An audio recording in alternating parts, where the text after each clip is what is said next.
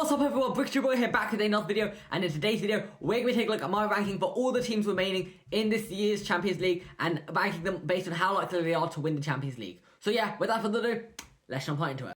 In dead last at Borussia Dortmund, they're not turning over a 4-goal deficit against Barcelona. Can we just be real? Enough said. They deal with Aston Villa, even though they've only got a 2-goal deficit to turn over. That's the sole reason why I just put them above Dortmund, because there's less of a goal deficit. But yeah, they're not getting through. It might be a bit of a hot take to have them this low, but I don't see Arsenal winning the Champions League. Look, it'd be cool to see them win, especially as a Chelsea fan though.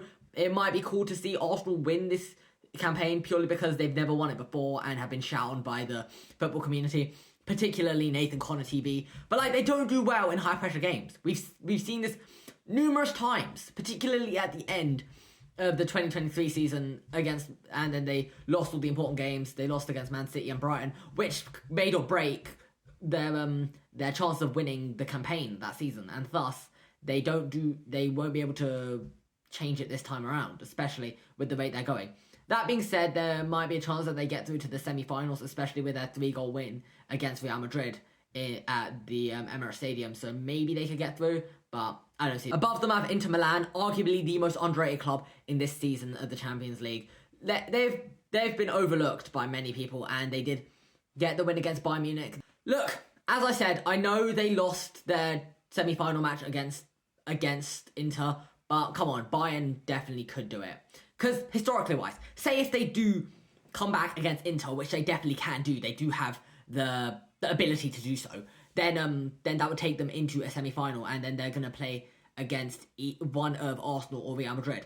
If they play against Real Madrid, they are going to lose. But say Real Madrid fail to turn over their goal deficit against Arsenal, then they'll take Arsenal and Bayern to that. And then if there's another, I don't know if there'll be another 5-1 like in 2017, but there is a chance that Bayern will beat Arsenal, and then I assume that Barcelona will go through to the final as well. And as we've seen in previous campaigns, Bayern and Barca, traditionally Bayern normally win out of the two, as we've seen numerous times over the years, particularly the 8-2 in 2020. That was ludicrous, and I still cannot comprehend that. So yeah, there is a chance they do that. Moving into the top 3, I know it might be a hot take having them this high up, especially as I mentioned they did lose 3-0 to Arsenal, but Real Madrid. Come on, this is Real Madrid they're talking about. They've won basically every time they've played.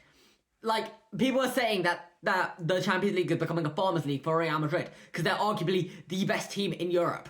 And yeah, if anybody's turning over a 3-goal lead, it is going to be Real Madrid, and you know, then history is just going to repeat itself and they win. Enough said. Especially since they've got their squad consisting of people like Mbappe and Bellingham. They definitely have all the tools they need to get through. In second, I have PSG. Now listen, back after the whole league stage and in the round of 16, everybody was saying Liverpool were going to win this campaign, but then Liverpool got knocked out. Who knocks them out? PSG. Like, listen, if they could do that, then they could go the whole way. Who can't they beat at this point? Yeah, I think Barcelona are basically the most likely to win the Champions League this season.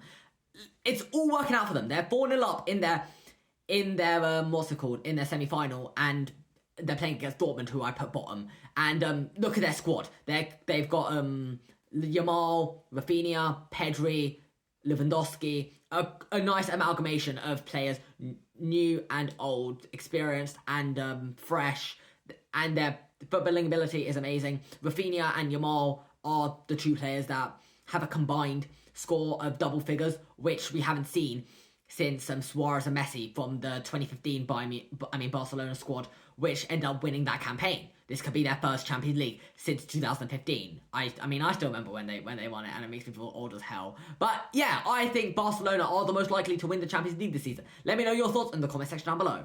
So for this video, if you did, leave a like, subscribe, and stay tuned for more awesome videos. Goodbye.